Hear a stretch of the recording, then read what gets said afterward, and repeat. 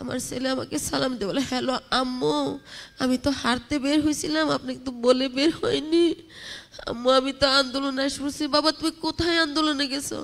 আম্মু আমরা বন্ধুরা বের হয়েছি, অমনি একটা এক দফা এক দাবির মিছিল পাইছি, বড় ভাইয়াদের সাথে আসছি, আমরা 5 বন্ধু আসছি। আমি আব্বু তুমি আয়সা পড়ো, আমার খুব খারাপ লাগতেছে, তোমার আব্বু রাগ করবে, তোমার আব্বু বলছিল তোমাকে নিয়ে যাবে। আমার কথা উপরান্ত থেকে আমার নাফিস বলে, হ্যাঁ আম্মু আয়সা পড়তেছে, আম্মু আয়সা পড়তেছে।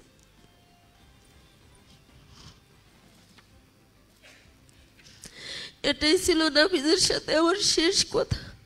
পতাকাটা আমার মাথায় বাঁধা হয়েছে, আইডিটা ওর পকেটে, ওর বন্ধুরা চালাকি করে ওর আর আইডিটা ঝোলায়নি, ও পতাকাটাও পাচ্ছে, আইডিটাও চলেছে। আমার নাফিস আল্লাহর মধ্যে একটু সুন্দর মুদ্রা, অনেক সুন্দর ছেলেছে। পরে মর্গে নিয়ে জানালে তোর রিক্সা পুরাই দেওয়া হবে না, তোর পায়েও গুলি করা হবে। তারপরে রিক্সা হলো অনেক কষ্ট, আলরাজি গেট পর্যন্ত নেওয়া হয়, তখন আমার নাফিস রিক্সার রডটা ধরে আছে। কিন্তু আওয়ামী লীগের ছাত্ররা, পার্টির নেতারা, প্রশাসনের পুলিশরা, ওরাও কোনো মায়ের সন্তান, কোনো মায়ের বোন, কেউ ওকে হসপিটালে ঢুকতে দেওয়া হয়নি।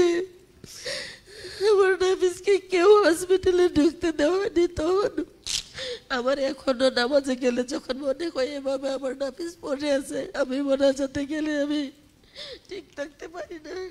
আমার মনে আসে আমার নাফিস এত ছোট একটা বাচ্চা, 16 শেষ হয়ে 17-তে পড়ছে। হাসিনা আসার পরে আমার নাফিসের বেড়ে ওঠে, এতটা নৃশংসতা ওর সাথে হয়েছে। ও তো একটা ছোট্ট মানুষ, ওর কোটার বয়স হয়েছিল না। এক দফা এক দাবি ও গেছিল দেশের পরিবর্তন আনতে, তবে আমার অনেক কষ্টের মাঝেও আমার দেশ পরিবর্তন আসছে।